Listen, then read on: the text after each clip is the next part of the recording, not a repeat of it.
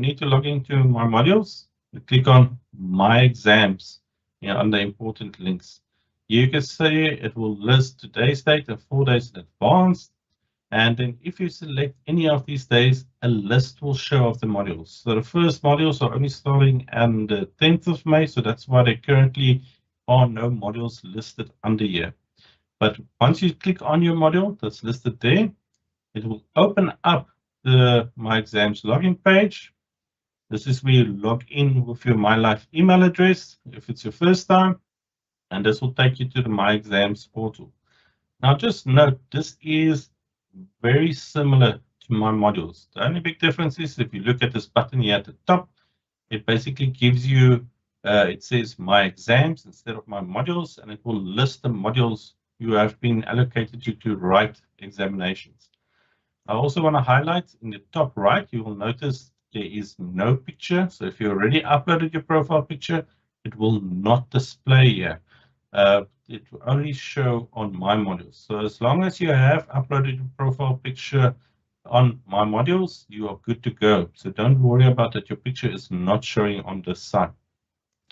So from here, it's very easy to navigate to your module. And I just want to highlight, usually your assessments will be at the bottom right. The middle one will usually be additional resources. So if you're using the Invigilator app, for instance, this is where they will load the QR code as well, so you can access it before the exams. So really, at least 4 days before your exams, make sure that your module is listed, log in. You know on the day of the your examination, you won't have any problems.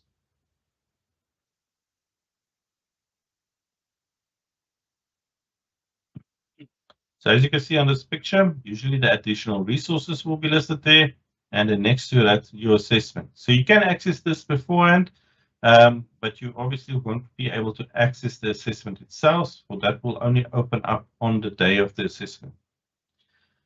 Now, I'm just quickly going to cover assessment types before I hand over to David. So remember, with the examinations, they are primarily two types of exams. It's the MCQ exams and take-home exams. These are the ones that you will be doing on the My Exams portal. On your exams timetable, you might also get module arrangement. Now, that is a little bit different. That is more for if you have to do continuous assessment or you have to submit a portfolio, that you do on My Modules. And that's according to the instructions from your lecturer.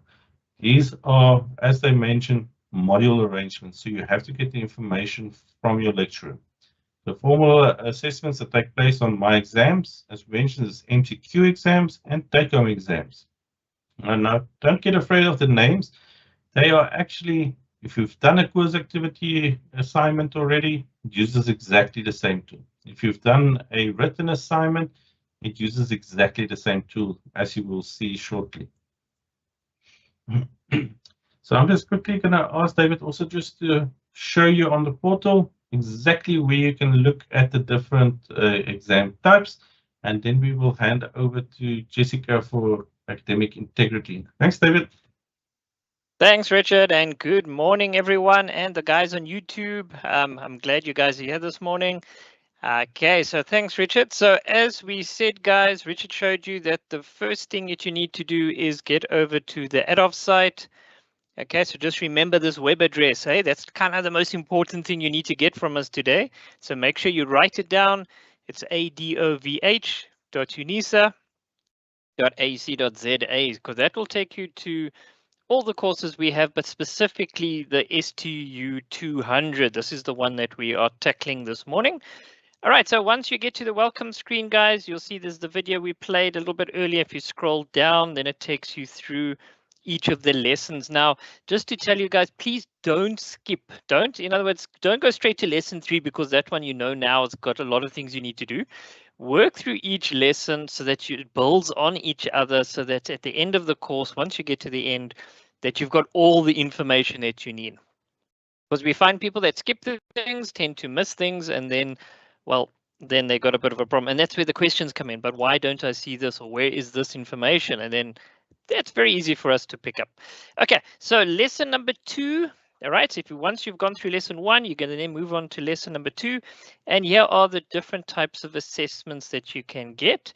All right, so this is your MCQ, multiple choice question, and your take-home assessment. Now, I know a lot of questions come home with the take-home assessment. Yes, we are going to still cover that in details coming up. But let's quickly have a look at it and how does the exam rules apply. Remember, guys, it is an exam, so the exam rules apply. That doesn't mean because it's take-home assessment, you can sit with all your answers or someone can help you. Remember, it's an exam. So follow those exam rules and listen to all the things that we're going to tell you this morning. Okay, so MCQ, this is how it looks. It's got this little guy icon. So if you see this icon, then you already know, okay, this is the one I need to focus on. Or it's a multiple choice question.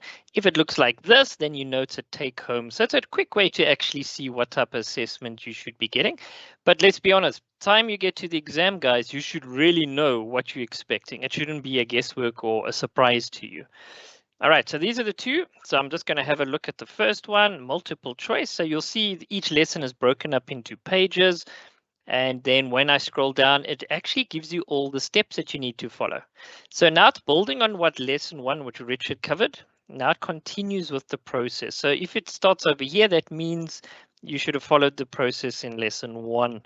Okay, so you go to MCQ assessment. When you click on that little icon, the page will open. You'll get type of information like this, which will be indicating, okay, your attempts, the date, the time, that type of information. Okay, so it will be there, might look a little bit different because the website does get updated every semester, but generally it will look something like that. Then you'll click on Attempt Quiz Now, and then you'll see something like this popping up, all right?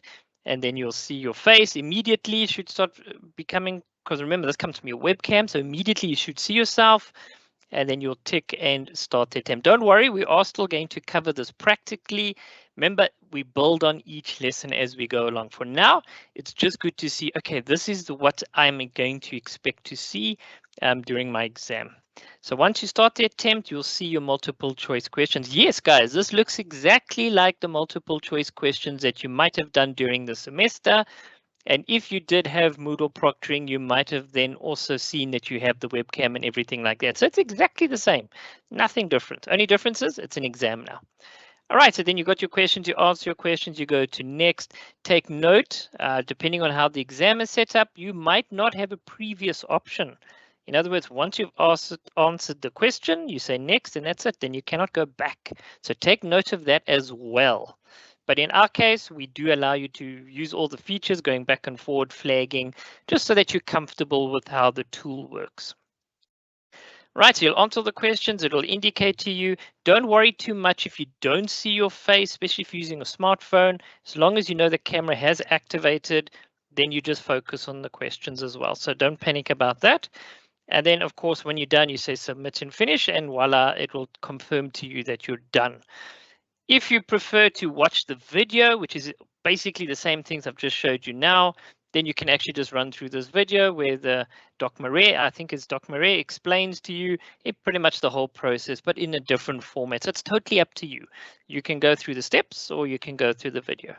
And that's how your multiple choice questions will roll. So, okay, pretty straightforward. You might have done it in the semester. If you haven't, good news. We're going to show you a little bit later the practice exam, which you can then go and try out your device. That's really the purpose of the mock exam, or we call it the demo exam, is to check out your device to make sure that you are comfortable with your technology. But also have a plan B in place. In other words, if you're going to use your laptop, great, perfect. But just make sure you've got another device in case on your exam day, for whatever reason, your laptop decides to have some issues. Okay, so then you've got that plan B. So use both devices, test out these things that we're still going to show you today. But just remember, guys, this is what's so important. So lesson 1 shows you how to get to the exam. Lesson 2 now is building on that to show you how to do the different types of assessments.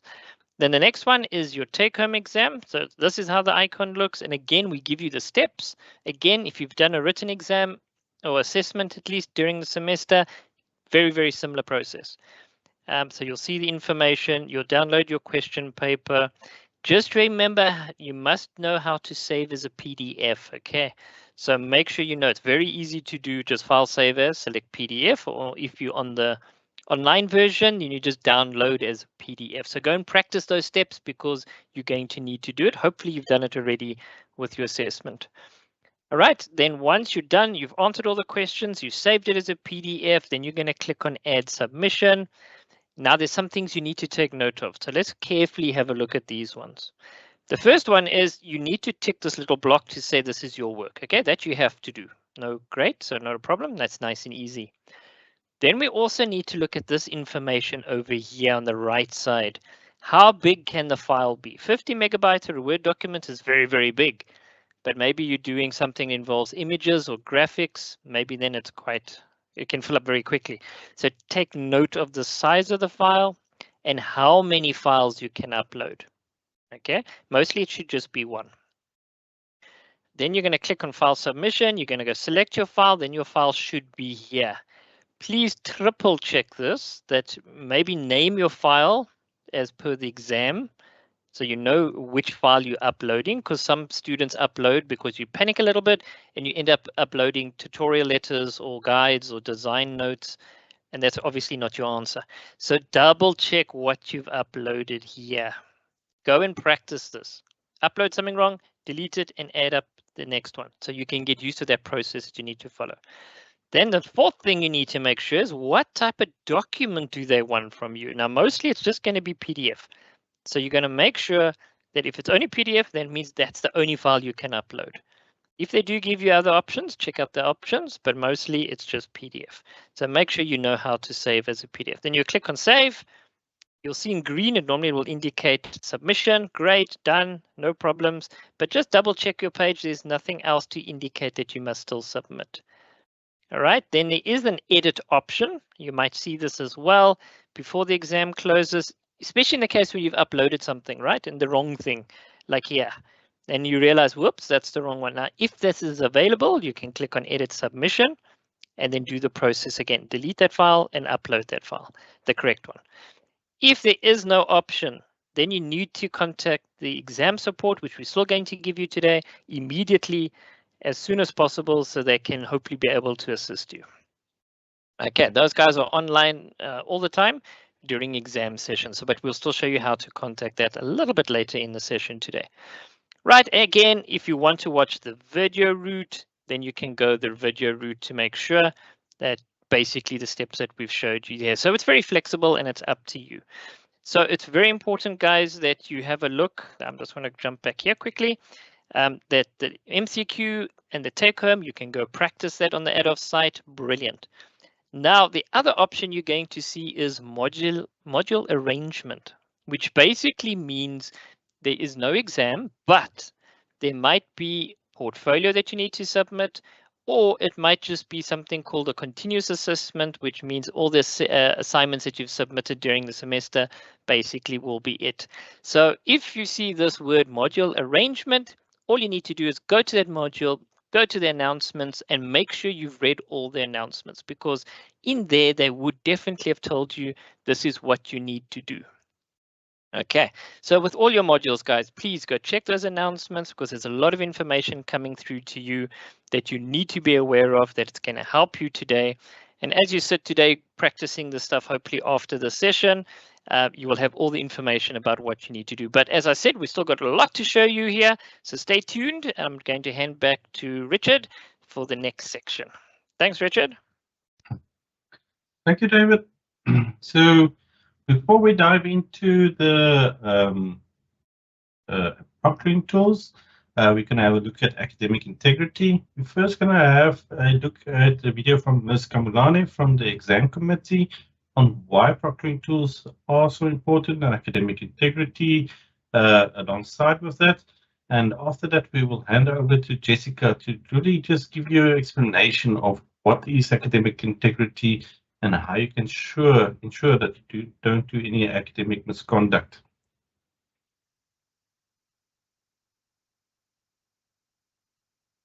Hello everyone, my name is Pindwe Kamlani and I'm the chairperson of UNISA's Online Examination Committee.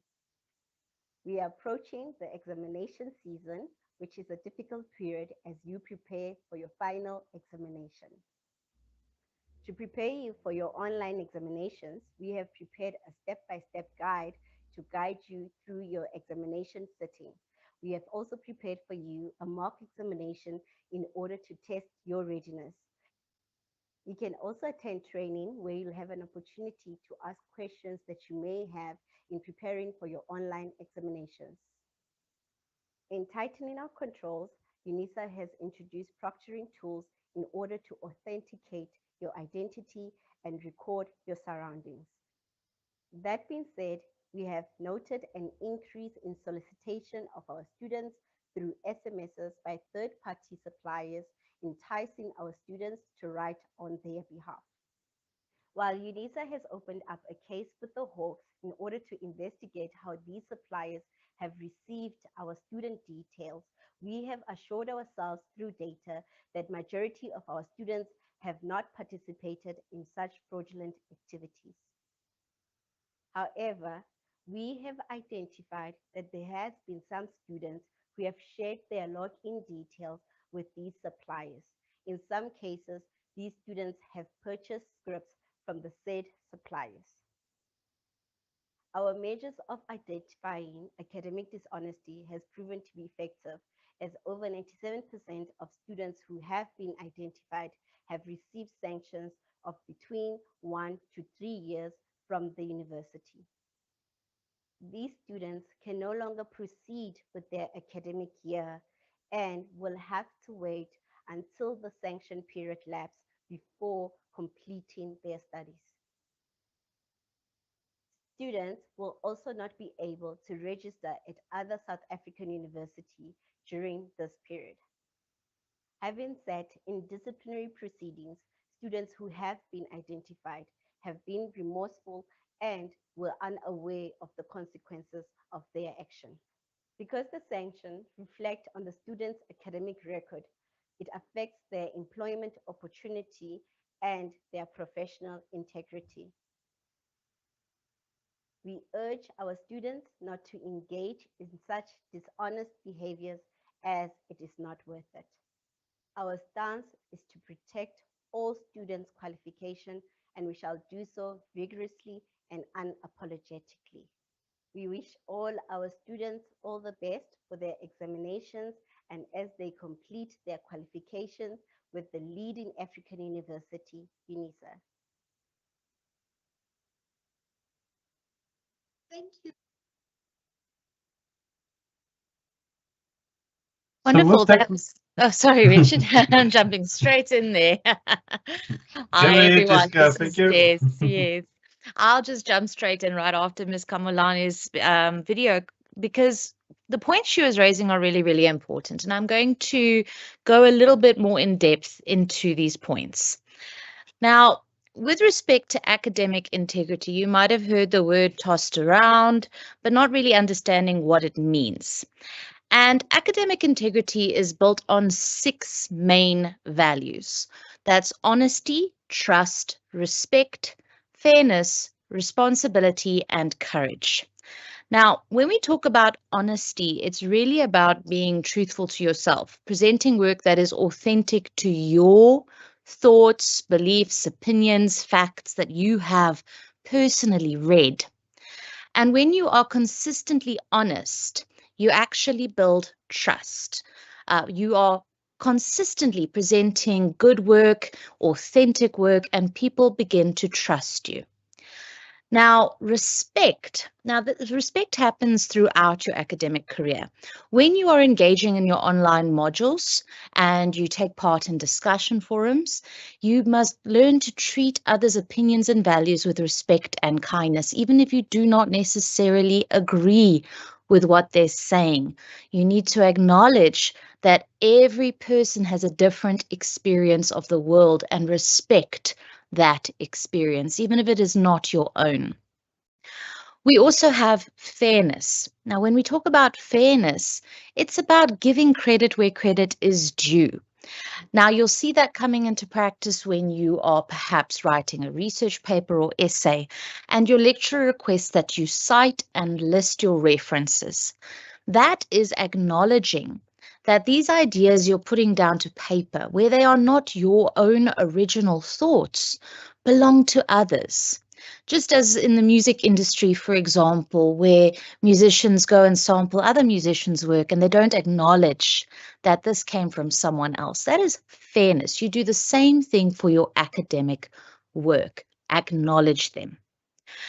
Now, responsibility is understanding that it's your responsibility to act with all of these values, but also it is your responsibility to ensure that you understand what these values mean, that you go and you search out our code of ethics at the university, that you read our policies and procedures, you take ownership of your own actions and the consequences that come from them for not taking ownership. So, for example, those students who said they were not aware of what they did was academic dishonesty, they need to take responsibility that they did not go and search out what does it mean to behave with integrity in the academic environment. And then lastly, we have courage. And this one is one of the most difficult because it might not be yourself that is committing a form of academic dishonesty, but you might be aware of someone else. And courage is about going and speaking up about it, reporting it, standing up for what is right. So there you have it. Those are those 6 values of academic integrity. And if you think about it, it speaks to just what it means to have value and moral as a person. Now, what happens if there is academic dishonest behavior? Now, we understand that you are under a lot of pressure coming into exams. Exams are a high stakes event, and you might be tempted into what might seem like a minor form of dishonest behavior. But let's think about what is the impact, the consequences, and taking responsibility for that. First of all, it reduces your own learning. It undermines the work you've been putting into your studies, and it prevents you from learning effectively.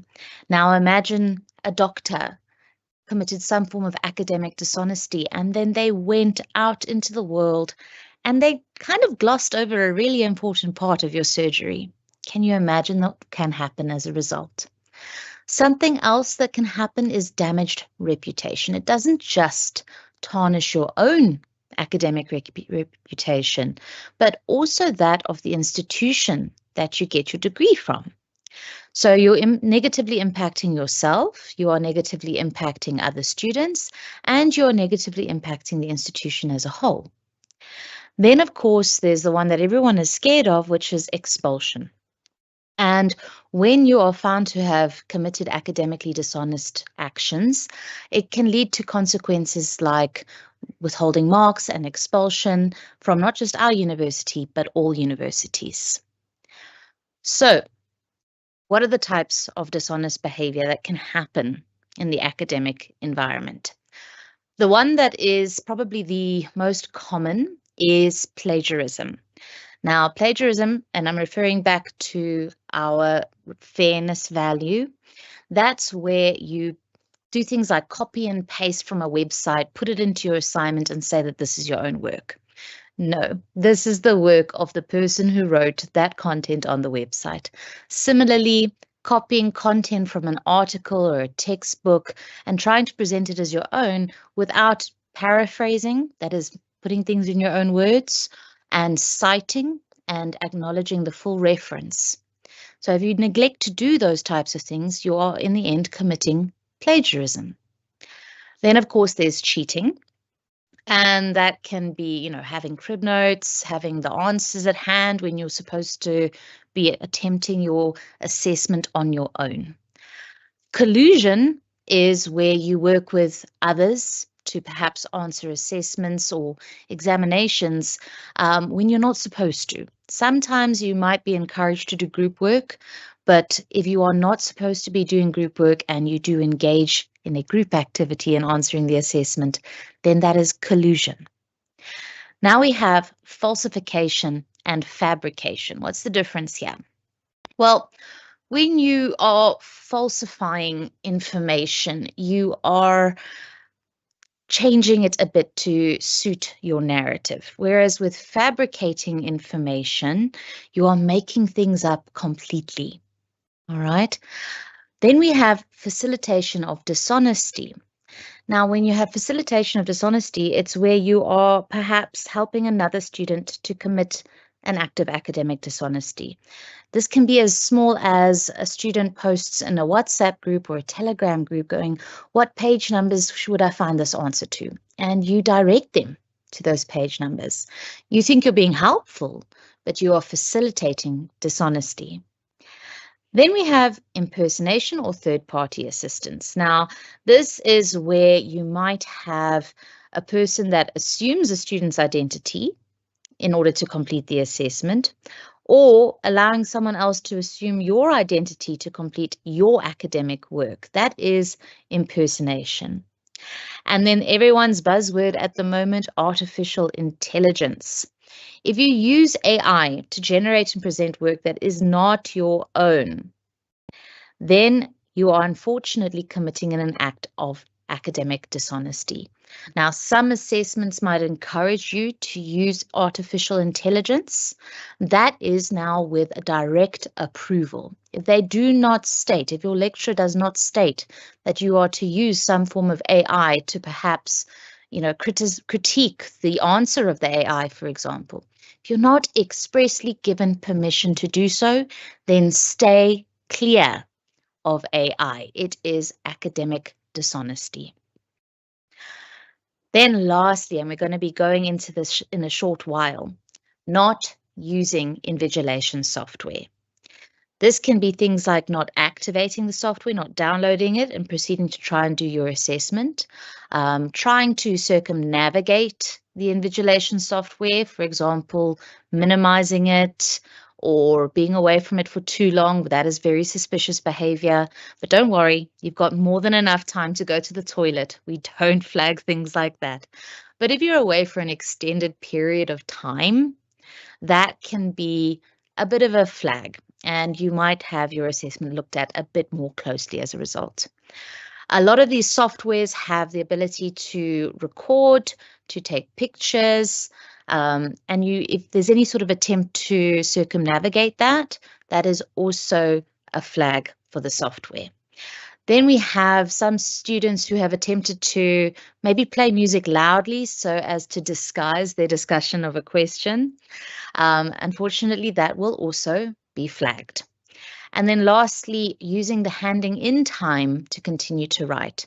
We're going to go into this in the discussion, but there is a time frame between when you need to submit your evidence of integrity and when you are submitting your actual exam answers. And some students will continue to write in that time that's supposed to be used for doing those last PDFing of your exam answers and uploading. And then they run out of time.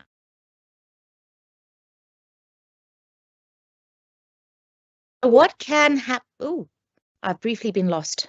Sorry, I was briefly lost out of internet there, and I'm going to come back into it. Richard, am I sharing? Is it back to sharing? Yes, Jessica. Okay, I was briefly kicked out. Okay, wonderful. Okay, so what can happen if some form of academic dishonesty is detected? Often what will happen if it's not the software itself, the lecturer might also note an issue. So if the software flags you, the lecturer is going to investigate. Alternatively, while the lecturer is marking, they might pick up similarities between the answers of students and they will investigate. And while this investigation is happening, those marks are going to be withheld and you will not get your exam results.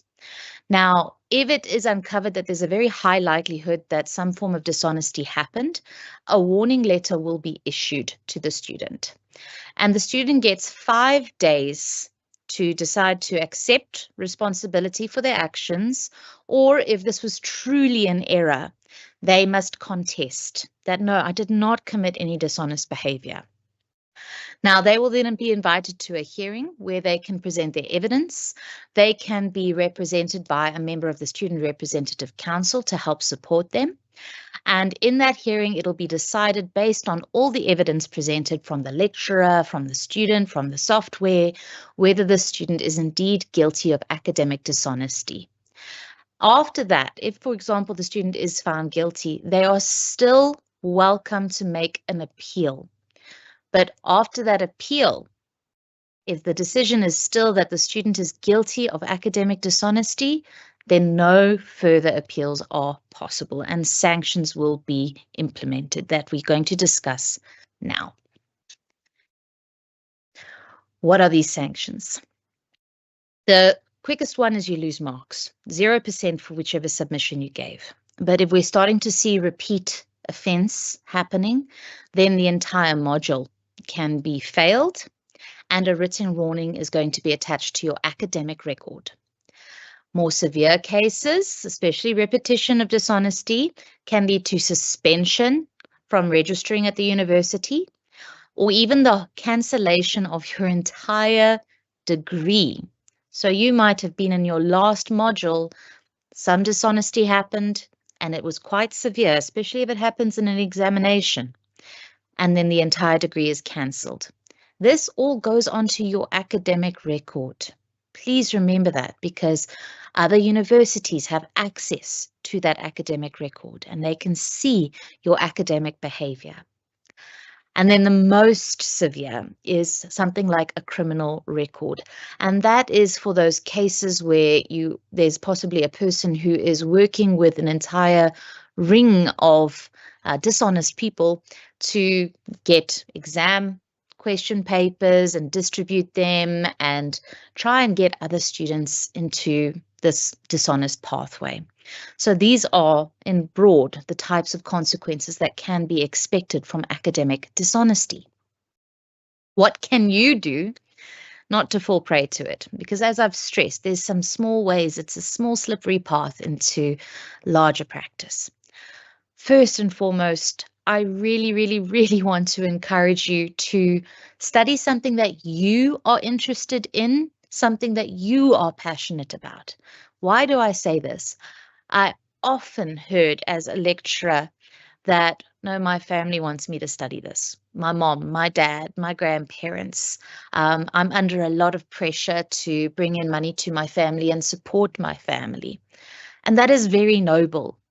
But if you're not interested in what you are studying and you are feeling the pressure, not just from the examinations, but from your family, you're going to be more tempted into dishonest behavior. So avoid that by studying something that you love that's going to make you happy. Then I really cannot stress this enough. Plan your time. You might have heard mention of credits for a module. 12 credits, 24 credits. What does that mean? In academia, 1 credit gives you 10 notional hours of study time. So it is an estimation of the amount of work that goes into that module. So if you have a 12 credit module, that is 120 hours that you are expected to dedicate to that module. And sometimes this is in a single semester. Now imagine you attempt 8, 10 modules in a semester.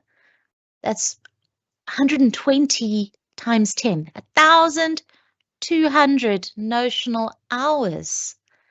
Are you able to do that? You might want to complete your degree as soon as possible, but don't put that pressure on yourself. Please stagger your studies, plan your time, and allow yourself time to enjoy your life and look after your emotional and mental health, and you will be much more likely to behave with integrity. Then, practice skills. Identify where you have skills gaps.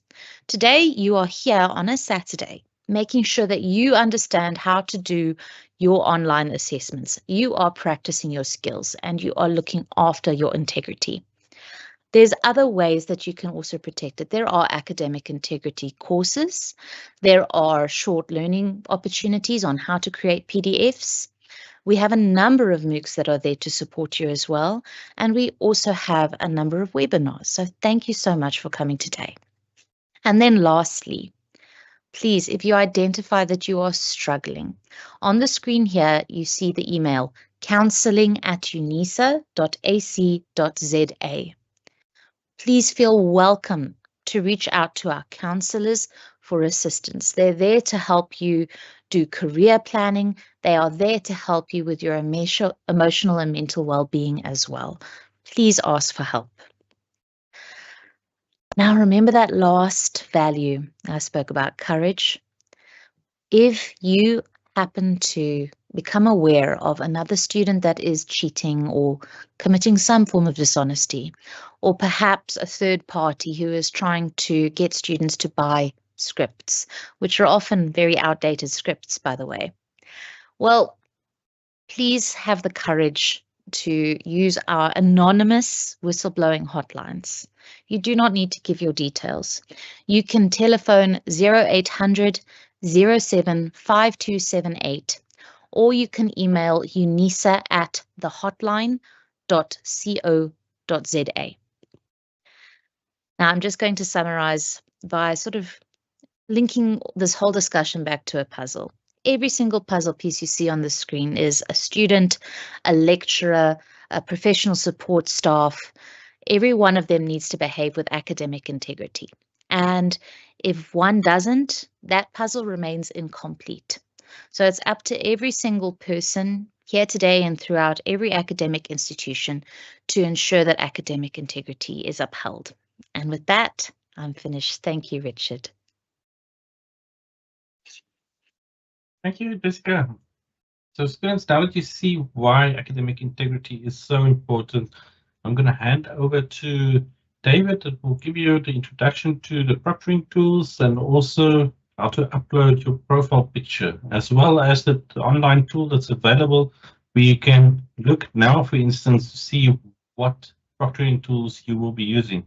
Just remember, you will only be using one proctoring tool per assessment, per module. It will never be two at the same time. So thank you, David. Over to you. Thanks, Richard. All right, so let's continue with our training. So colleagues, students, we are hitting lesson number 3. Let me just check my slides. I know I've got a few slides I must cover quickly, and then we're going to continue with the practical element. Okay, so your profile picture, guys, is very, very important. You can do that today, so get it over and done with. It's only on myUnisa. So you're not going to find this edit option under myExams. You're only going to find it under myUnisa. All right, so where you log into my modules, that you can see all your modules that you're doing, the assessments, the things where you've been pretty much working the whole semester, that's where you're going to find these options. So please take note, we've highlighted it, and I think I'm even making a note for later. myUnisa, guys, that's where you upload your profile pic. Now, ladies, I know you love to dress up and do the hair and the makeup and everything. It's really not necessary for your profile pic. Try to have a nice normal profile pic of yourself. Ladies are beautiful anyway, naturally so. So don't worry too much about that. Just have a nice picture of yourself. Yes, you can smile if you want to, but it's not necessary to go overboard and put too much in there. So for your example, here we go. So once you upload your profile pic, you should be able to see it here, and immediately you should see it popping up once you've completed this process. So it's very similar to how you upload a file, but this time it's just going to be a picture of yourself. If you're finding it sort of landscape instead of portrait, just use any of your editing tools on your phone that can allow you to edit your picture, or your desktop or your laptop PC. Then you can just make sure it's vertical like this guy here, portrait style. And you can see he's happy, he's even smiling. So profile pic, you must do it very quickly. I will show you all the steps to follow. Yeah, we're just going to highlight it, and then we're going to tackle the proctoring tool. Okay, so let's go back. So lesson number 3, that's where I stopped now, or previously I was at lesson 2, now I've moved over to lesson 3. So now lesson 3 gets really interesting, and this is really the practical to-dos start happening. So the first thing we talk about is the 3 different types of tools. Now, exactly like Richard just said, you're only going to use one type of proctoring tool per module. It's never going to be 2 or more, only one. Some of them will not have, but as we explained earlier, you need to go and check to see what those module arrangements are about. So yes, I'm going to show you guys Moodle proctoring, see how that one works, and then we've got colleagues who are going to tackle Invigilator and that fun one, Iris. If I scroll down a little bit, and you'll also see it here on the menu, so it's either way, it's fine. There is uploading your profile pic. So all I'm going to do is I'm going to click on this lesson, and it's going to tell me step by step how to upload my profile pic. So we've given you the steps here. In pink, you'll notice, well, it's a pinkish color. It does speak to you about using a desktop version of your mobile device. Go check that out as well, how to get to the desktop in your Chrome on your smartphone to be able to change it into this version. Okay, so those are the things you can go play around with, guys. That's why I said to you, play around with these tools, especially now before you get to the actual exam. But this one you must please do as soon as possible. So again, you go to UNISA, right? You log into My Modules, you'll see your profile pic, you'll click on profile, and then you'll see an edit button. It might just be over here because this does change a little bit, but you should see an edit button over there. If you don't see the edit button, you're in the wrong place. Okay, so make sure where you are. You're going to go pretty much like an assignment. You're going to select where's your file located, and then you're going to go choose it, upload the photo, and then you should see yourself quite easily over there. And then you just click on the last button, and voila, it should be there instantaneous, like you can see mine over there as well. Okay, so there we go, guys, profile pic, and we've even created a video for you so you can watch it again. So this one, do it as soon as possible, get it out the way so you don't have to worry about it. So it is under lesson 3, how to upload your profile pic. Yeah, cool. Now you've done that, you've finished. Right, what's next? The next lesson, or part of 3, is the proctoring tool. Yeah, so let's go down and see Moodle proctoring. No, before I even get to Moodle proctoring, the proctoring tool will help you in terms of what proctoring tool do I need to use for my exams. I've seen in the chat, there was a gentleman or a lady, I'm not too sure, who was asking, but I've got my exam timetable, but I'm not actually seeing anything. It doesn't tell me which tool I need to use.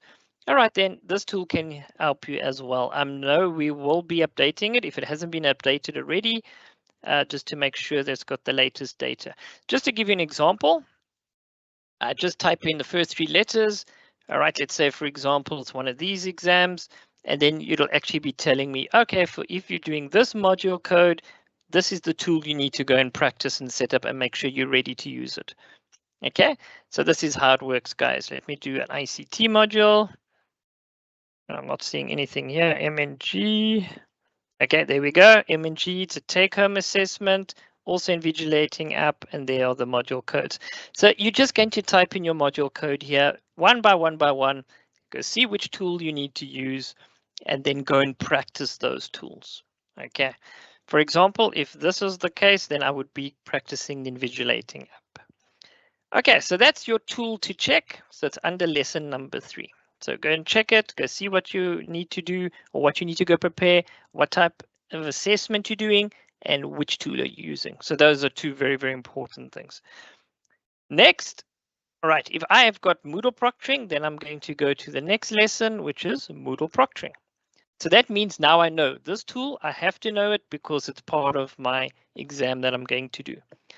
All right, so what happens is with your webcam, guys, it's going to take a picture about every 30 seconds. So you're just going to ignore it. Get it going, ignore it, and continue with your exam. If you're using a smartphone and there's not enough space on the screen, that's also fine. As long as you see your light is on to indicate your camera started up in the beginning, then you just ignore it and focus on the questions, because you don't have to have the camera and your questions on the same screen at the same time. But as long as you can see that the camera is working, it's enabled, because the exam is actually going to warn you if it isn't. So, and if you don't have it, guys, then it means, unfortunately, you have not completed the exam within the rules that they've given you. All right, so now the good thing is Moodle proctoring, webcam. Okay, so it's basically the same thing. You might see the names. Generally, we call it Moodle proctoring, although Moodle webcam sometimes is used. Again, check out the settings of your smart device. Okay, so this one is built into the Moodle platform, exactly this platform that we're using today. The same one for my modules, the same one for my exams. It's built in there already. Don't need to install anything, don't need to download anything. All I do need to do is enable my camera, and I'm going to show you how to do that. Okay, so once you hit this part now, okay, you can see we've built on from lesson number 2. We clicked on this, it tells us, okay, this is the exam you're going to do. It's going to give you exam details. You're going to click on it. And then immediately the system is going to say to you, you need to allow your camera. Okay, so you click on allow and your camera immediately is going to pop up. All right, so then you can click on start attempt and voila, it'll go off. So there you'll see yourself, there it is. You do need to tick the little block over here and then you say start attempt. So basically, again, these are the steps that you're going to follow and you're going to do it with your practice exam. And then you're just going to work through the exam itself, feel how it goes. Don't worry about the questions and the answers. It's really about testing your device. That's what we're here for today. And of course, we do have the video for you as well. There's Doc Marie, and she's even showing you how it all rolls out. Okay, so this is very important. So you've got the steps, you can see how it's done, but now we really want you to go and practice it. So as you get to the bottom of this page, inside lesson 3, you will see there's the button that's going to take you to the exam site. So all you're going to do is you're going to click on it. Now, for me, because I've done this like 10 billion times, it's automatically going to go straight to this page. For you, for the very first time, it's going to say, please enroll. So you'll see just a little introduction and it'll say enroll me. You just click on that button and then it'll take you to the site because it's the first time that you're accessing the site. Exactly the same little enroll me button you would have seen when you joined the exam, myExams site that we're just showing you, the one that we're using. Okay, so don't panic if you see that, click on it, it'll go through, no problem. Scroll a little bit down, we've given you again some of the basic information, so please make sure you read through your exam rules, make sure your profile pic is there, make sure you understand what type of assessment you're going to write. Mostly multiple choice. So I'm going to then go down and there you'll see multiple choice. Don't worry if you can't see these others. This is the only one you need to fiddle with, so you're going to click on it. All right, immediately what's happening is now in my case, you wouldn't have seen it, but in my case, the camera has automatically enabled itself because I've done this before. So what I'm going to do is I'm actually going to block it deliberately. All right, I'm just going to refresh the page. And immediately you see, what is it telling me? It says, your camera is not accessible by this page. What you're going to do. And I actually suggest you must do this, guys. Deliberately block it and then unblock it so that you can see if you accidentally hit the wrong button at the wrong time, that you know exactly how quickly and easy it is to unlock it for yourself. Okay, so don't be scared to try this here. This is the whole point of the site, is to try out this settings and try out how your camera works and test your device. That's perfect. Now you'll see over here, look, can you see now it's got a little thing indicating blocked. If using Microsoft Edge, also check it out, see how it will behave. The icon is a little bit different, but go and play around with it. So what do? Okay, I accidentally clicked it. Don't panic. Just click on the camera. Just say, okay, allow, awesome, click done, awesome. And then remember to refresh your page. Give it a few seconds. Now my side, immediately I can see my light with my camera has come on. So just be careful, guys. Make sure that you don't have any covers on your camera, because some laptops do have a camera cover, a slider that you need to unslide, obviously, otherwise it's going to be black. Or the little button camera, those are the new ones that you'll actually find in the keyboard. So you might just have to hit the camera for the camera to pop up. Okay. Practice these things, play around with it, make sure your device is working. If you're still having problems, make sure you don't have another application that is also using your webcam. Remember, guys, your webcam can only be used by one application app at a time. So if, in other words, if I had my Teams running with my camera on, that means Moodle wouldn't not be able to use my camera now. It's going to block it. It's going to say, I can't access your camera. So take note of that. So for your exam, make sure you don't have any applications open that uses your camera. So like Teams, for example, make sure everything is closed. Just have the bare minimum that you need for your exam. That's it. Okay, so my camera's on, so I can read the exam rules. And there again, the proctoring rules. So please make sure you know these rules, guys, because if your camera's switched off or you put something on it, sticky tape, I don't know what, press stick, that's a violation of the rules. Your camera must be on and unobstructed. Okay, cool. So I go a little bit down. Now I can preview my quiz. Okay, in my case, I'm just going to click on the button because now I want to see myself. That means my camera is working. I can see me. And then all I need to do is tick over here. And then I can start my attempt over there. So I click on it. Great. And then there's your basic layout again. So now you can go practice. So if you don't see this or it's all squashed up, don't worry. You've seen the camera light is on. Forget about yourself. Just focus on your exam now and do all the questions and continue. So go and practice this. Okay, good. This is a typical error that you might see. Okay, where I'm sitting now, it's actually pretty dark. The light behind me is very bright. So I actually closed the curtain. So sometimes if you move too far away and if you come a bit closer, then the camera will pick you up again. But generally, don't worry too much about that. Ideally, just focus on your questions and make sure the lighting in the room that you're writing is fairly good. I think in my case, because the light is behind me is very bright, that's why it's sort of messing me around. But again, you can actually play around this in the venue that you're going to use. Play around in terms of how you're sitting, the location, and see if this error comes up. Or it's more a warning than an error. But continue with your exam. You see, it will come and it'll disappear as if I move a bit closer and move far away. So yeah, I'm just going to ignore it and then you can continue with the exam. Answer all the questions and once you're done, click on finish. So go and practice this. For example, do the flag just so that you know how it works. So you can see, okay, that's how it's flagged. This is how I jump between the next questions, things like that. Okay, so play around with it. This is the whole point of this website, guys, is to go and test out your device to see how it works. You'll see over here, it's just popping up. Okay, mine is freezing a little bit. Oh boy. Okay, I've got way too many apps probably running. Okay, there we go. All right, so there's popped up. Now I'm on question number 3. See, I used it that way. But anyway, so yes, guys, so that's also important. If you do come here and it says the camera's not working, okay, again, try to do this. If you click on start, your start button, just type in the word camera, guys. It will open the app that's dedicated to your device's camera. Okay, and there we go. It's actually telling me exactly that error message. I hope you guys can see it. It's saying that the camera is being used by another device. Therefore, I can't actually show you here. So no problem. Oh, now the thing's in the way. It's just in the way. I wanted to switch off the camera. This thing is just popping up where it doesn't want to pop up. Okay, let me see if I can move it away. Okay, now I'm switching on the wrong camera. I can't move this thing. Okay, wait, I'll make a plan. Okay, I just want you to close it there. Anyway, good, there we go. Sorry, I just had to work around all the browser here.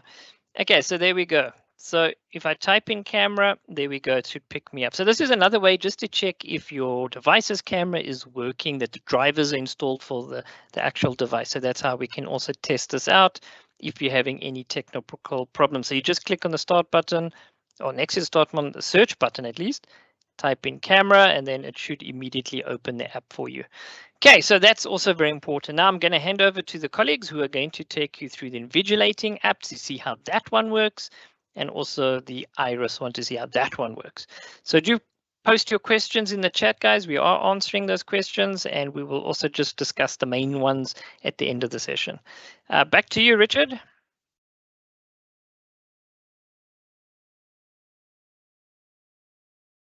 Thank you, David. So yes, please, if you do going to be using the Moodle Proctoring, go test it out on the device that you will be using for your examination. And then also remember with the Moodle Proctoring, it takes pictures at random time. So it doesn't do audio recording or video recording or anything such as that. With the quiz assessments, they prevent any misconduct through randomizing the questions, so you will not be getting the same questions in the same order as somebody else, and then also on similarity. So, but please make sure that you do test it out on the device that you will be using for the examinations. So the next one is for the take-home exams, and that's the Invigilator app. So this is a third-party app that only runs on your phone. So remember, there is a desktop version as well. We only use the mobile version. For this session, I'm going to hand over to Jessica. Thanks, Jessica. Thanks, Richard. Let me just get my presentation up and running. There we go. So you've already covered that we can download the Invigilator app on our smartphones and not our laptops. As we only make use of our smartphone apps. Please, it is available on all the major stores, Google Play, Apple Store, Huawei. Just make sure that you have updated your phone's operating system to the latest before downloading it, and that should take care of any initial technical issues you might encounter. Now, we're completely aware that some students will only have access to their smartphone with which they're writing their exam, and others might be privileged enough to have two devices, a laptop or a PC and a smartphone. The point being, the Invigilator will only be on the smartphone. If you have got the second device, you can open the Invigilator and let it run and have your smartphone on your side on flight mode next to you. And on your laptop, you can then go log into myExams through your exam timetable, download your paper and proceed with your exam and upload, just as you would normally with an assessment. If, however, you've only got your smartphone, within the Invigilator app itself, it has an in-app browser. So you will be able to go into your exam to do upload, download, everything you need to do via your in-app browser of the Invigilator app. And that makes sure that integrity is maintained during this written assessment. Now, very, very importantly, about 24 to 72 hours before your very first exam, if this is the first time that you're ever going to be using the Invigilator app, please register as a student. Now, we've often had it where students, and I'm very happy that they are taking the initiative and responsibility, will a number of weeks before their first exam attempt to download and run the app. Because you're so far ahead of your exam and there's so many students, it might be that the Invigilator team have not gotten you registered as a student in the system by that time. So the sweet spot is about 72 to 24 hours before that first exam. Then you can go in and register as a student on the app, and you can go through the steps to set it up, and you can also test the experience with the mock exam or the Invigilator demo. And it's important that you test the experience because you'll realize that there's quite a few steps that need to be covered, and you do not have time to go and set up the app on the day of your exam. You need to focus on your exam itself. So what you see on the screen here is an idea of how that demo setup happens. So you realize, let me do this about 3 days before I write my exam, and I'll be more familiar with the process. So once you have registered and you do the setup of the app, you first get a welcome message, and it's going to take you through everything you need to be set up, just like David has just done for the Moodle proctoring. First, it wants to make sure that it has access to your camera, as you did with the browser, and you will simply push OK. Then it's going to ask you for access to your microphone, and it needs this access in order to check if students are discussing papers or there's a third party around. So that's what it requires the access for. You click OK so it can access it. And remember, not allowing the camera or the microphone would be considered academic dishonesty because it is circumnavigating the requirements of the app. Now, the next screen you are presented with is just a quick reminder that you will have a timer on the bottom of the app screen that will tell you how much time you have left to write. So if you're not quite sure, please just look on your app. You'll see how much time is left to write your exam. Now, it's not done. It's going to run through a few more setups. First, a selfie check. It uses this to check that the person writing the exam is the student registered for the exam. So it also gives you the experience. So first it tells you to take a selfie and you get the experience there. It gives you the warning. It says, please make sure your face is fully to the camera. You click continue and then you just take a selfie. Then it asks you to check, okay, we're going to try and take a picture of something around you, or maybe your ID. So right now it'll prompt you, as you see in the example, to take a photo of something near you. Might be your computer screen. So you'll open the camera, take the picture, and then it's going to put it into what you see on that third screen, like a little evidence drawer, so to speak. Lastly, it's going to take you through a microphone check. So what it'll do is it'll actually record, and it's also going to play the prompt sound.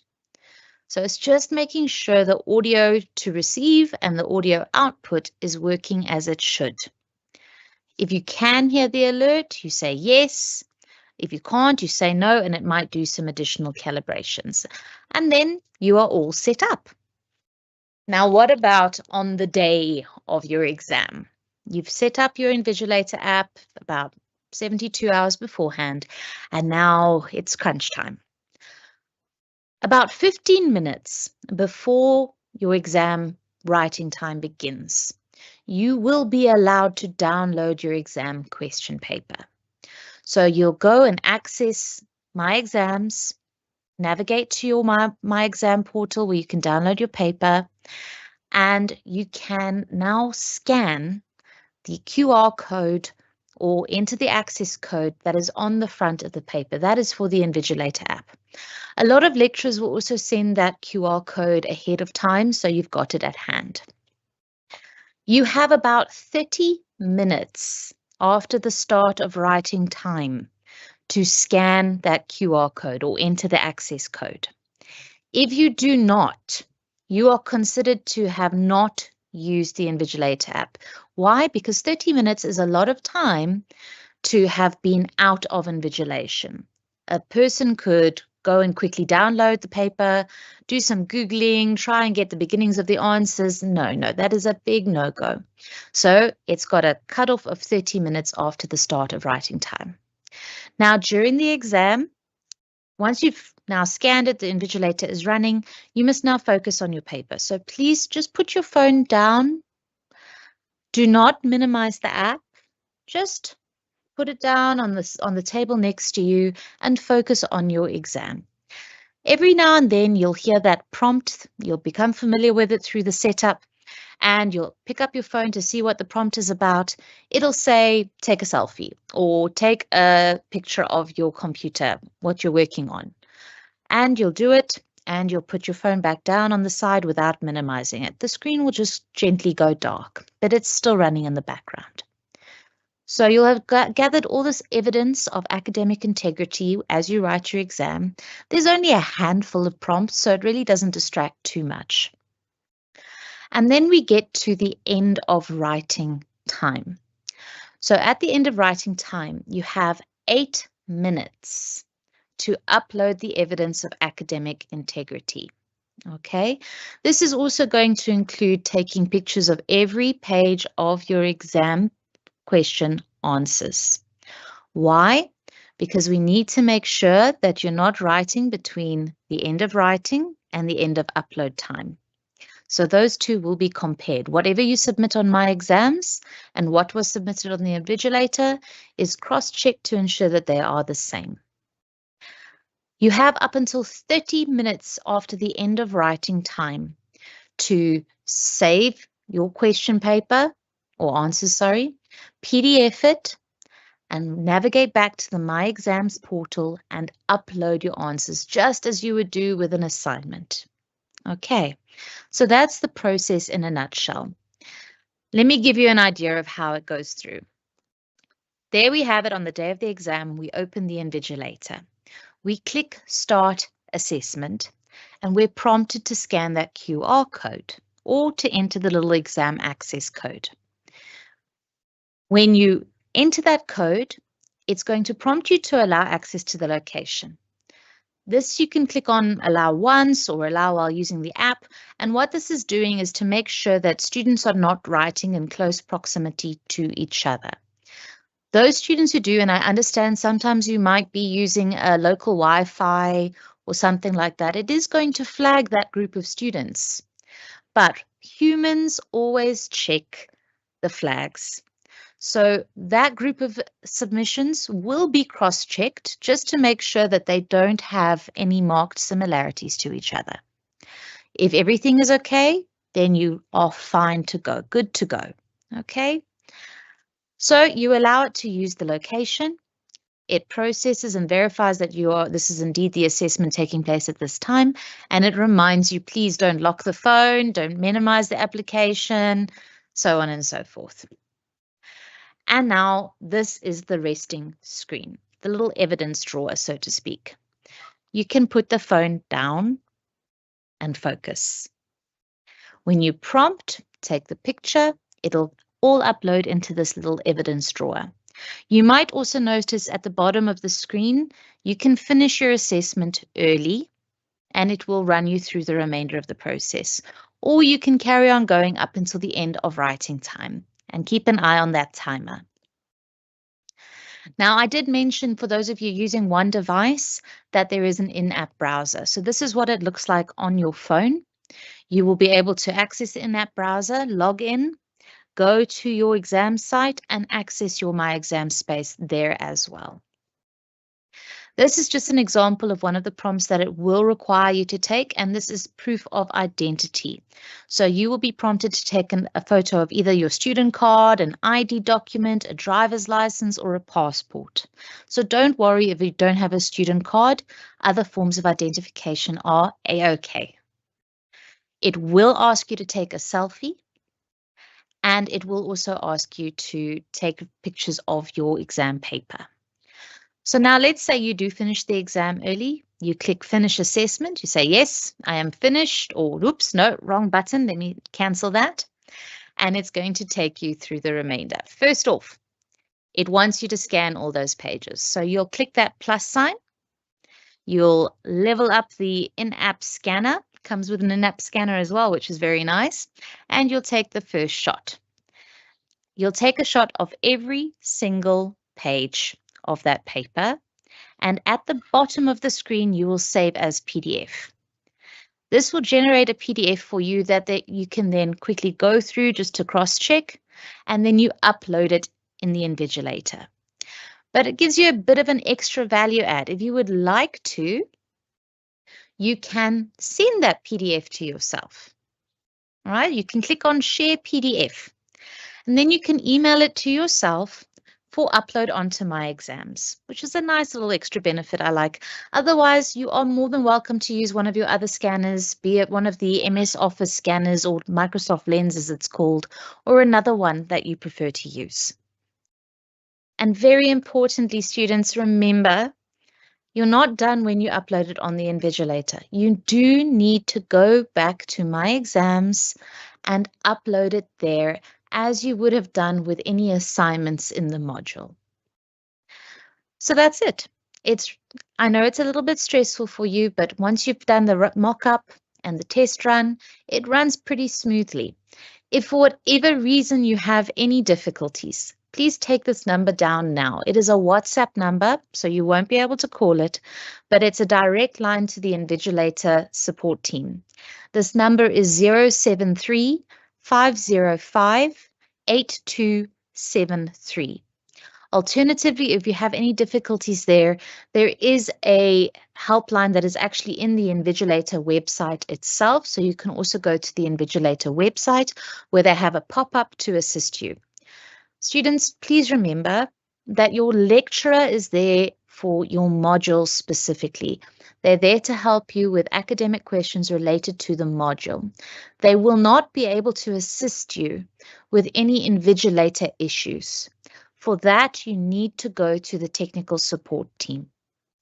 And with that, I'm done. Thank you, Richard. Thank you, Jessica. So students, on the lessons, it's under lesson 3. All the information is on here. There's also a video that takes you step by step on how to use the Invigilator app. Some guides as well for things to take into account on the day. And then very importantly, also the number that you need to, the WhatsApp number that you need to contact if you have any problems. So at the bottom of the page, we have the mock exam for the proctoring tool for the Invigilator app. So as you might know, this is only for take-home exams and only if you're going to be using it. So you will not be able to register on the app if you are not going to be using the app. So just make a note of that. So if we look at the mock exams, it's basically a 10-minute exercise. What you need to do is you come onto here, you open up the Invigilator app, you scan the code, you go through the initial setup, you scroll down, you download the question paper, almost as what you would do on the day of your exams. So in this case, we just ask you to write a 10-minute short questions on what you understand about online examinations. So really do this as you would do on the day of the exams. Take it it's a very short mock exam that you can really practice the uploading all of that beforehand. Now, as you can see, the QR code is on here. Remember, on a lot of exam sites, it will be under official documentation. So just have a look at that additional documents link that's also usually on the left navigation to find the QR code there. So you can actually access this before the exams so that you can make sure you've got the QR code. So if I have a look at the submission, this time I will open my have my Invigilator app open. I scan the QR code on my phone. I do the initial prompts. I put it next to me. So now I can go and then continue all the prompts during the session. I saw there's some questions. What happens if there's a lot of background noise? All of those are cancelled out automatically. Any music in the background, background chatter as well. But you will only be flagged if somebody is when you are speaking, with somebody close to the device. Now, just remember, if you do get flagged, somebody will still go and listen to that audio to determine if you were discussing the course content. Otherwise, if it was just somebody that came in to ask if you want coffee or child wants attention, that will, they will pick that up, and then that won't get, recognized as academic misconduct. It's only when you discuss the course content. I also saw a question about if I need to go to the bathroom or something, or I need to go scan in my document quickly. If you need to go to another venue, just say in the app what you are going to be doing. So if you say, I'm quickly going to the bathroom, just let it know. But try to minimize your out-of-app usage as far as possible. And do not try not to skip more than one prompt, else you will get flagged and they will have to investigate as well. So during this time, as Jessica mentioned, I will be writing. And now, say I completed, say my exam was from 10 to 12. I completed before 12. What I will do is I will first save my Word document to PDF, or I will scan in my pages that I wrote to a PDF document. Remember, there's some good apps such as OneDrive that you can use on your mobile to scan in pages, and you can log in with your MyLife email address as well. So as we mentioned, if you finish before the time, make sure that you first submit on the myExams portal. After this, on the app, you select you are done, and then you start the uploading process. We also have to take pictures of everything you've written. So remember, if it's on your screen, Word document, you just scroll through, making sure you capture all the content. And the reason for that is they want to make sure what you submit on the app is the same as what you submit on myExams. So just be aware of that you have to submit on both platforms to make sure that your submission is valid. Now, also another thing to note is, say I'm writing and I reach 12 o'clock, what I will do is first submit on the app, as I only get 8 minutes, and then upload to the myExams portal, but do not make any changes, because those pictures you've taken will get picked up that it's not the similar answers that you submitted. So for the submission, as you've seen before, it's basically a file upload submission. So you just come, you take note of, tick the box to acknowledge it's your own work. as David showed earlier as well, make sure of the file size and the number of files that you can upload. Remember, usually PDF documents are the safest, but some modules do allow for other types of files as well. But make sure that you've got the correct file type. So when you add your file, you click on the button to upload a file. On the left navigation, if you accidentally scroll to one of these other ones, just remember you need to be on Upload a File tab. So from here, you can choose a file. So you scroll or go to your computer where you saved your PDF document.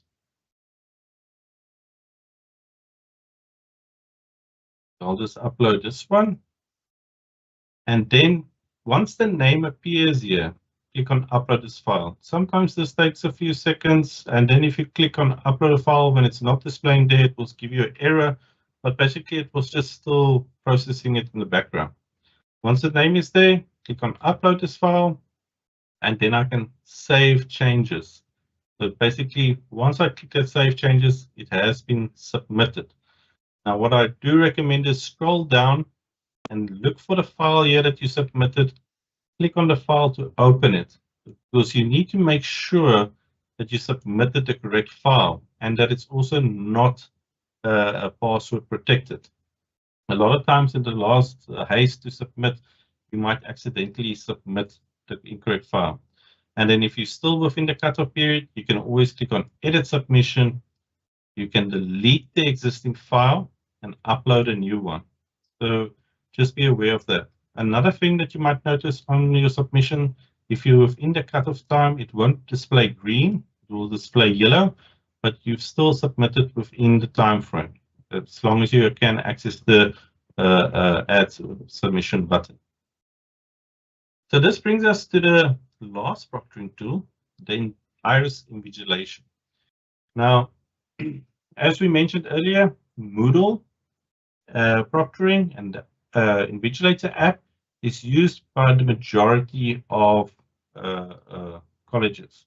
The only college that uses Iris is CSET. Now, with Moodle Proctoring, you know if you've got an MCQ exam, you generally know you're going to be using Moodle Proctoring. If you're going to be having a take-home exam, you're going to be using the Invigilator app. But this is not the same for College of Science, Engineering, Technology. So they use the Iris Invigilation, and they are using it for both MCQ and take-home assessments. So only used by the College of Science, Engineering, Technology. It only runs on a laptop or desktop. They are working on a mobile version, but currently UNISA only uses the laptop or desktop version.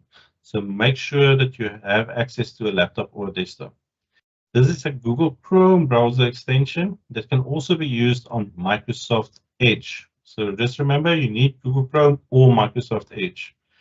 Now, your computer requires a microphone and camera. You may not use any headsets. Very importantly, to make sure that you've got if you're using, for instance, a webcam, that you can use the microphone in the webcam, or that your camera and microphone is working on your laptop. So let's have a look at the Iris Invigilation. So if we go to the page, we've got the instructions on here, exactly how to set it up. Basically, there's also a few links that I can share with you how you get the app. So I'm going to click on this one, official Iris website, and I'll put this link in the chat as well. So remember, first make sure that you will be using this proctoring tool before you install it on your device. Now, as you can see, we've got the plugin for Google Chrome and Microsoft Edge. They also have instructions on here in PDF formats. And then also at the bottom, they've got some frequently asked questions that's answered. So if you have any problems or errors, just scroll down here and you can see if the problem is not perhaps covered here already. But I'll take you through the exact steps on how to use this. So I'm currently using Microsoft Edge. So I'll click on this button over here. And then I will say Get to install this plugin to my computer, and then Add Extension. So once it pops up here at the top, I know it's added. You can also click on this little puzzle icon to show that Iris has been installed. Or you can go to your settings, extensions, to also view the Iris has been installed on your device. So that's how easy it is to install it. So let's have a look. How do you actually use the Iris tool? So if I go back to the main site, at the bottom, we've got this Open Iris mock exam site that we can actually test out the Iris invigilation. So as we mentioned, it's used for both MCQ and file upload. You'll notice when it uses the MCQ, there is a password that needs to be inserted. That password is automatically populated by the Iris invigilation. If the password is not automatically filled in, it means there's your Iris has not been set up correctly. So just make sure that the extension is filled in or added before you visit the page so that the password is automatically filled. But let's have a look at the file upload. So I'm on the page, say this is my exam site. Once I click to open up the assessment, Iris will pop up. So you'll see basically it's loading. Because I had a previous session, it's just restoring. Now, this is what you will see basically is this image where you can select first the usage agreement. Now, very importantly on this one, you only need to click the top one. You'll see the button is grayed out until I click on agree. So you don't need to consent for the data usage, just need to agree to the terms and conditions. Then I press continue. And here I've got a red notification telling me that I'm using 2 screens. So very importantly, remember this can only be used on a device with 1 monitor. So just plug out your other monitor or disable it. So I'll quickly do mine. So I'm going to select PC screen only. So now, let me just quickly exit this one. So now you'll see it's still showing this message. So what I need to do is I need to close this down. I need to go back to the main page and then select the assessment again. Now it will pop up. Again, I can again click the agree. The monitors went back. Let me just quickly PC screen only.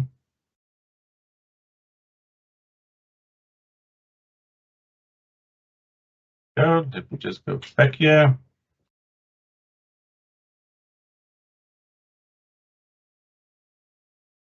There we go. So now I'm only using 1 monitor. So now I can select the available webcam. Select next. You'll have to select your microphone. Click next. You'll see those green buttons that appear here. You'll need to insert your full name. Next. And then also your student number. Now then I can click next. Now it's asking you also, such as the Invigilator app, for to capture ID cards. So as we mentioned, this can be any photo identifications, your driver's license, ID document, or if you've got a UNISA access card, you can use that as well.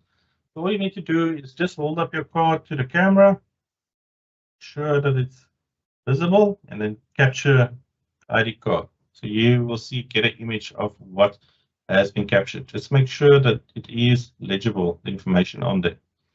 So now I can click next. So now it's asking me to scan my room. So if you're using a laptop, you can just take your laptop, rotate it around the room to take in the old surrounding. Or if you've got a webcam such as I do, you can just also start the scan and just rotate it around the room so they can see in which area you are writing. So I'm going to stop scan. So there we get a capture of what was captured. So then I can click on next.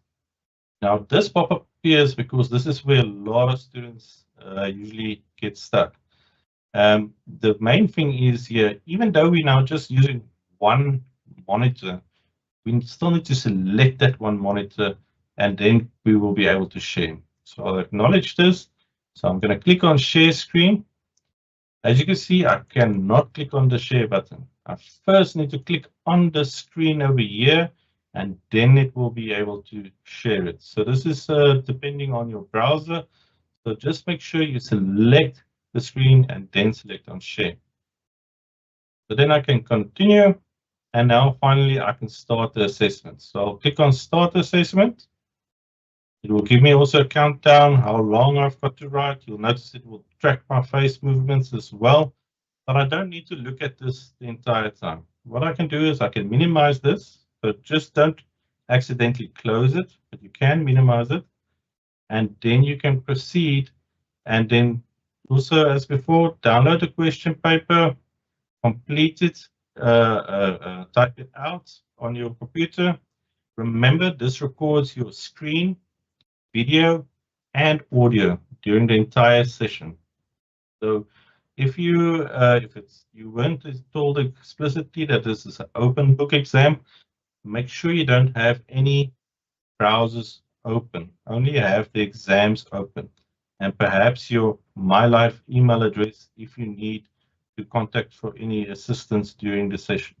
But make sure that as you know, the entire screen is being recorded, so only have open what you need. So if you're going to be typing on Microsoft Word, also just have Word open. So I'll type everything out, I'll save it as a PDF document, and then I can come back and I can add a submission. So I'll click on the add submission button. It's exactly the same as we did with the Invigilator app. I can now select a file to upload.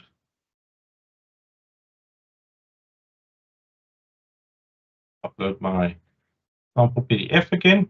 Make sure that the file name displays here, and then I can select upload as file. So basically, while the app is running, it will prompt you at the end if you've reached the end time. But if you finish beforehand, you just go ahead, submit on myExams, and then you can continue on your finish up on the app. So, but the rest is exactly how you submit written assessments. So here I can select Save Changes. As before, I'll also make sure that the file is correct. And if it's not, I can always edit my submission if I still have time. Now, because how can I say, finished earlier, otherwise it will give you a message that you have to start the uploading process. But now I've finished earlier, so I can actually now click on Finish Recording. And it will give me this message to really make sure that you don't accidentally click it, is that you have to slide this over from the one side to the other side to unlock the Yes button. So you just slide it over, and then you click on Yes. So now it will start with the uploading process. So you'll see here at the top, it will start the session item. We'll upload the audio files, we'll upload the video files, the desktop recordings that it made. So make sure that you get to this last page where it says process sequence successfully. You'll also get this green tick box over here to indicate that it has been uploaded.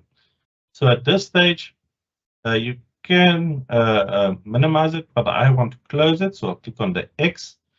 Although you can minimize it during the upload process, I would rather recommend keeping this window open, just to make sure that you can monitor as everything is happening. But you can obviously minimize it to the bottom of your screen. But once you are done, you just close it as you would do a normal window to exit the app. And that's how easy it is to use the iris invigilation. But as we said, it only works on a desktop or a laptop. It does record your audio, video, and microphone. I'm just quickly going to go back to my displays.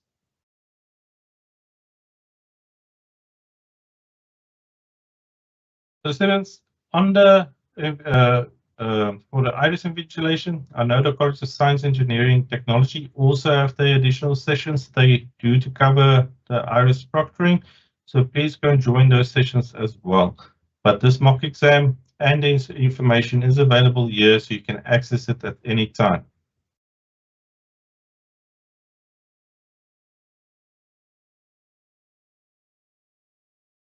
So We've covered all the proctoring tools. Moodle proctoring, you know now, is using your webcam or your camera on your device. It takes pictures. You don't need to do anything else. Invigilator app is an app that you install on your mobile phone. It runs next to you. I advise that you use two devices, one just to run the app and the other one the way you download your question paper and upload your question paper. Iris Invigilation only works on a desktop and laptop. And for this one, it's only used by the College of Science, Engineering, Technology, and they use it for both MCQ and take-home exams. So you might have now noticed, there's quite a few that these apps are using a little bit of resources for the proctoring. So if you're going to be using a mobile phone, it's always recommended to have a phone that's not older than 5 years, where it's updated. It obviously needs access to the internet. It has space for proctoring apps, and this is a big one, especially for instance, the Invigilator app. It saves those audio files and the pictures you take until the upload process commences. So make sure that you have these space for these tools. And then, as always, especially for Moodle proctoring, you will need a working camera, and for Invigilator app, you will need a camera, microphone, and sound. Then for especially iris invigilation, if you're using Moodle proctoring on your desktop or laptop, try and have a Windows at least 10 or that's updated to the latest version, have access to the internet. Now, when it comes to access to the internet, I just want to highlight, remember with MCQs, you will need to have access the entire time. If you get cut off, you can always log back in and continue where you left off. You can even go to a different device. The proctoring tools for the take-home exams, both the Invigilator and the Iris, they do have, where they can work offline for a period. So the Invigilator app, you only need access at the beginning and at the end when you do the uploading. With Iris, it does have, if the internet is interrupted, but remember, you also still need internet for when you start and when you upload the final documents. So just be aware of that. And then obviously your computer should be able to run productivity tools and have the latest Chrome or Edge. Now, if you're going to be using Moodle proctoring only, you only need a camera or a webcam. But if you're doing Iris, you need all of these devices. And now I just want to highlight here as well, it says access. So if your device is not suitable for the examinations, try and borrow a device from somebody. Everybody hopefully knows somebody that's got a good laptop or the best latest phone. So ask them if you can borrow it. You can set it up, all the apps on their phone, and just to use it for the assessment period. But remember then to do the mock exams on the device that you will be using. So I just want to highlight again the importance of these mock exams. Please go and do them. This will really help you to get to understand how these tools work. And you only really do it once, make sure everything is working. And then it will take away all that fear around the actual tools, that you can just focus rather on the studying your module content for the exams, because then in the end, that is what will determine your grade. So for the next section, I'm going to hand over to student support team. I just want to see we've got Cornelia today. Ms. Bitler, you can go ahead. Thank you, Richard.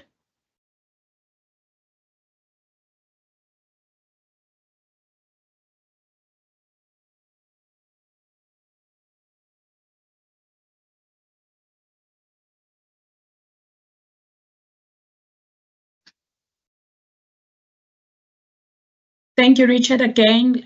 Good morning, students and colleagues. My name is Gwanele from the Contact Center. It gives me a great pleasure to be here today to provide you with the details on how you can communicate with us, the call center, during the exam period. Although our purpose in the university is to support you throughout your entire academic journey, however, this morning I will concentrate on how you can interact with us during your exams. We have quite a lot of entry points within the institution. However, I want you to highlight the important platforms that you can use during this period. The first one, it is a telephone platform, which is the most preferred by our students. They can reach us on 0800 001870. For exam-related inquiries, please ensure that you opt for option 4. And by the way, this number, it is a toll-free number, so you will not be charged. We also have an email platform. We have about 5 email addresses that you can communicate with us, but I want to highlight the most important one for this period, which is exam inquiries at unisa.ac.za. We have one for general inquiries, which is inquire@unisa.ac.za. We also have one for Moodle support, which is my module 2022 at unisa.ac.za. For MFA related inquiries, please use my live help at unisa.ac.za. We are receiving high volume of calls on the MFA related inquiries, and you need to ensure that you also communicate with us via the telephone number and choose option 3, which is my UNISA and my live. We now have the, social media platform, which we have it on our corporate page. We have social chat where you can communicate with us live. There is a warm body behind that communication. And then we also have the web chat and the chatbot as well that you can use for the information. So when you engage with us for support, please ensure that you include the following information for a prompt response, which is your student number, your contact details, a full description of your challenge, and if possible, include a print screen for the error, and ensure that you use your MyLife email account when you communicate with the institution. And then we also have an escalation path, which I promise you that you will not need to use this, especially if you make it a point that you attend these workshops and also you educate yourself about all the proctoring tools that the university utilizes. We also promise that when you call us for the first time, we will be able to assist you. The most of the challenges that you normally encounter as our students are related to the lack of knowledge on how to use the proctoring tools. Hence, I'm encouraging you to attend these sessions. We have the escalation path, which is our supervisor. The email address is there. We also have our managers. One is based in Pretoria and the other one is based in the Florida campus. We also have the deputy director. The email address is there. She's based in Pretoria, but I do promise you that you will not need to use this information, especially because they are busy as well during this period. So you find that there will be delay in responses. So my advice is that educate yourself about the proctoring tools or communicate with the contact center. We do have trained consultants behind the numbers as well as the web chats and the social media. Having said that, thank you very much for your time and attention. Good luck with your exams. Thank you, Richard. Thank you, Ms. Biglow. So students, please take down the contact information, save it where you can access it quickly. So if you need any assistance. If it's just a small question you perhaps have about the examinations, we also have the Lwazi online assistant that can support you for any questions you have. But remember, if it's something critical, you will always go over to one of the student support consultants to make sure about that you get the correct information. But Lwazi online assistant is there to provide you instant support, and I'll let Lwazi at the humanoid robot introduce herself. am extremely excited to introduce you to a brand new feature that has been developed to further support you in your academic journey, our online myExams assistant chat. Richard, you're not sharing. Chat is a virtual space where you can ask questions, seek guidance, and You're not able to see it. Let me just share again. No, we're only seeing your initials. receive support. Go back. Can you see now? Yes, perfect. Yeah. I am extremely excited to introduce you to a brand new feature that has been developed to further support you in your academic journey, our online myExams assistant chat. Our online assistant chat is a virtual space where you can ask questions, seek guidance, and receive support for all your exam needs. Whether you're struggling with a specific topic, need help preparing for an exam, or simply looking for advice on how to manage your time effectively, our online assistant chat is here to assist you. Accessing and using the online assistant chat is as easy as 1, 2, 3. Simply visit the ADOVH site and click on the Hidden Exam Question button at the bottom right, and start typing your question. Me, as the AI-powered assistant, will then provide you with the information you need in real time. I strongly encourage all of you to take advantage of this fantastic resource. It is a convenient and effective way to get the support you need, whenever you need it. And don't worry, my online assistant chat is designed to be user-friendly and accessible to everyone, regardless of your level of technical expertise. So, what are you waiting for? Give it a try and see how my online assistant chat can help you achieve academic success. Remember, we are here to support you every step of the way, and together, we can overcome any challenges that come our way. Thank you and best of luck with your exams. So thank you, Lawazi. So please make use of the tool. It can really give you, answers to, some of the questions you have surrounding the myExams. And then we've got also, lastly, the Oxford Center. Now, unfortunately, they can't join us today, but they have provided us with a recording. So it's also very important that if you have any special needs, to reach out to Oxford Center, but I'll hand over to Pintias to do the introduction. Good day, ladies and gentlemen, fellow students. My name is Pintias Nkuna, as stated by our program director, Mr. Wright. Today I'll talk to you about services for students with disabilities. The Advocacy and Resource Center for Students with Disabilities, which is a unit within the Department of Student Affairs, was established to provide just for the needs of students with diverse disabilities. The purpose of my presentation today is to give you more information on reasonable accommodation and also the online examination for students with diverse disabilities.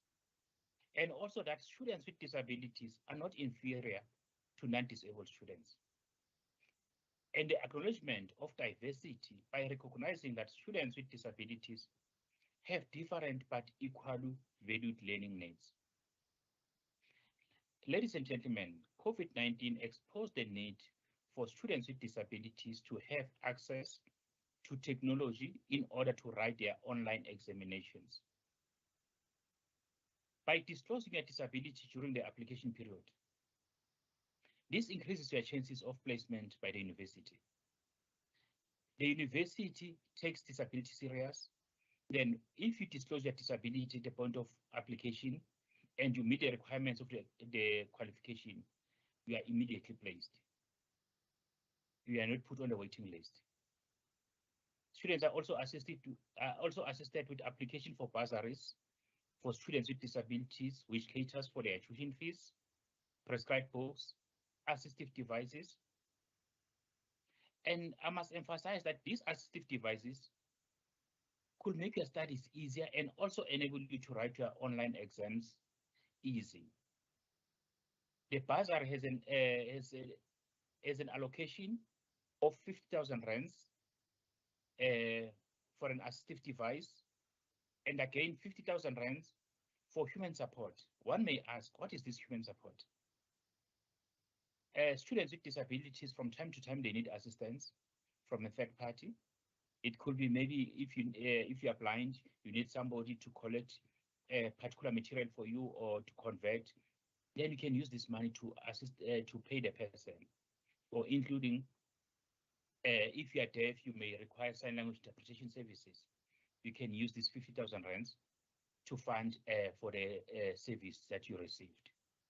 And we also have a 2,000 rands allocation, which is a once-off for medical assessment. This is done because from time to time, when you require services from the university, we'll require a proof of your disability. Not because we are taking you back to the medical model, but because we don't see our students face to face, we therefore need the confirmation in a form of a medical certificate. Students who complete special assistance form during at the point of registration are also able to receive their accessible study material, which is relevant to their disability, in order to prepare adequately for their exams. This includes your braille material, large print, audio, etc. At the point of registration, students with print disabilities can request prescribed books in electronic formats to study using their assistive devices or laptops with screen readers or text magnification softwares, such as Zoom Text, JAWS, or NVDA. One may ask, what is print disability? These are students who are unable to study using printed material. This could be blind students, students who are complete quadriplegic, students with learning disabilities, just to mention a few. And in terms of special examination arrangements, I'd like to emphasize that students with disabilities are exempted from proctoring for this exam period. Only those who disclose their status at the point of registration. If you have a disability but you did not disclose, you are therefore not exempted from proctoring. And again, I must emphasize that when you disclose your disability, we need a medical certificate to confirm this. And the reason for exempting students with disabilities from proctoring is not because they are lesser beings, but as part of reasonable accommodation. To give an example, the Invigilator app from time to time may require a student to take a selfie or take a picture of their script. If you are blind, you won't be able to take a selfie. And again, another example, if a student is deaf, there'll be a prompt in between whereby it will be in a form of a sound. The deaf student cannot hear that. That, just to give an example, that's why students with disabilities are exempted from this. And again, ladies and gentlemen, for students who require special examination arrangements, it is important to apply. These services is not automatic, because you may present the same disability only to find that your needs are different. Just to give an example, a student who was born blind and a person who acquired blindness later in their lives, the amount of extra time that they will need will differ. Or again, a person who's paraplegic, depending on the level of the paraplegia, their needs will also differ. Students who qualify for special examination arrangements or who can apply for special examination arrangements are students with different disabilities or special needs, or those with medical conditions, as we don't discriminate to accommodate diversity. How to apply for special examination arrangements? You need to complete a form, and this particular form then must be taken to a medical doctor just to confirm and also motivate, whereby we need to provide an extended support to you. And one may ask, is the extra time similar for all students? No. The extra time will depend on the severity of your disability. And again, the university provides alternative assessment in cases whereby the prescribed assessment does not accommodate your disability, only to qualifying students with disabilities. One may ask, do I apply every year for special examination arrangements? The answer is no. You only confirm once a year. And in cases whereby your disability deteriorate or progress, you'll have to reapply. Just to give an example in this one again, in cases this year, you are partially sighted and your disability progress to complete blindness, then your needs will completely differ. Therefore, you should apply so that you can provide the required support. And for students who will struggle with their screen readers during exams, please make sure that you send an email to examdisabled@unisa.ac.za, and also please copy the lecture there so that we can facilitate the provision of an accessible question paper. And in case if you fall sick during exams, please follow the standard procedure to apply for agro-tests. What do I do? Should I acquire a disability before exam? It is important that you inform the university of your needs. We don't wish to defer a student because they've acquired a disability before exams. If you are ready to sit for the exam and you acquired a disability, please inform us so that we can adjust and accommodate you. The confirmation letter for students who applied for special examination arrangements will only be sent to the mylife email address. As Mr. Kaka earlier said, that's the only email that we recognize as UNISA. While we provided students with study material in Braille and large print, it must be emphasized that for this particular exam, students will not be able to write their exams using Braille. They can write their exams using their laptop with JAWS or NVDA. The Braille material was only provided to you to ensure that you are adequately prepared for your exams. We encourage you to please try to test your system, your technology, in particular for students who receive their access technology during this semester. Please make sure that it functions very well. And to our deaf students, we are quite aware that certain students who are deaf, in particular those who are born deaf, they write using the SMS language. We encourage them to write in full. Axfit encourages students not to conceal their disability, because while we respect students' right to disclose or not to disclose their disability, if a student does not disclose their disability, they may not receive or demand reasonable accommodation from the university, because we will not be aware of your individual needs. Ladies and gentlemen, let me emphasize that disability can be acquired by anyone, anytime. And disability is everyone's responsibility. As a student, wherever you are, if you don't yet have a disability, it's always important to treat those with disability with the respect and dignity that they really deserve, because you may also acquire a disability at a later stage.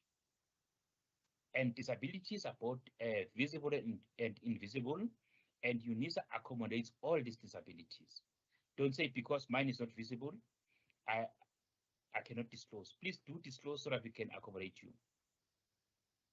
And the university may not discriminate against any students with disability.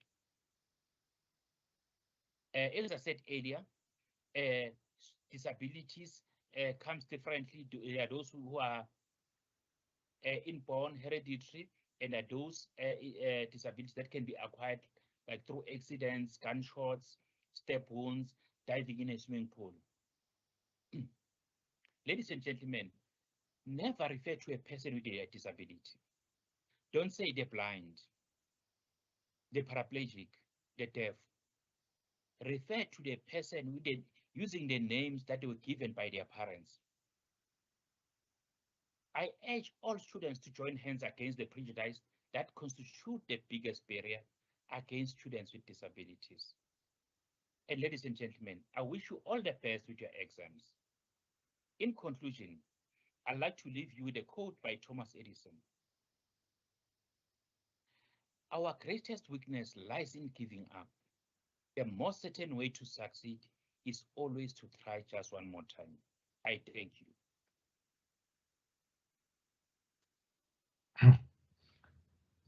Students, please make use of Oxford. If you do need any special arrangement, the email is on the page at the moment.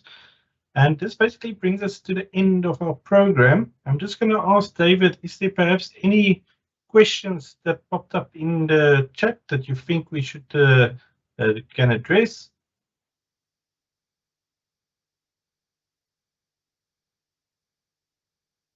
Hi guys, yes, okay, so I see a lot of the questions have been answered, Richard. I see Prof.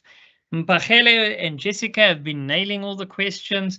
But I think really the most important thing for students, and I think we have really answered them, is to really get onto the ADOF site, access the STU 200 myExams course to ensure that they can access and work through the lessons, because I think most of those questions that were asked today and really answered were really coming from the site, which would have helped the student navigate what they need to do. But students, please go and check your announcements for each of your modules and definitely the tutorial letters to check what is required from you, because I think that really is another starting point. Other than that, I think we have covered everything, Richard. Thank you, David. So students, I just want to remind you, I posted a link in the chat, but it's also available on the live events tab on the ADOVH myExams site. So please click on the link at the bottom just to complete the post-exam assessment. This just really helps us see on how you gained, what understanding you got from all of these tools and the processes. So if there's any gaps, we can in the future address them. So with that, I want to thank you all for joining this morning on here in Cape Town. It's a rainy morning, so winter is really on its way. And then all the best with your preparations for exams and then also with your examinations. Just one last thing. If you go to the announcements page of the website, we also have a program. So we will still be running quite a few workshops during the course of May. But also, if there's any questions where you need hands-on support, please come and join one of these blast sessions. That's where we open up the microphones where you can ask your question and we can give you direct support in these sessions. But once again, thank you everybody for joining. All the best with your examinations and we'll see you again. Goodbye.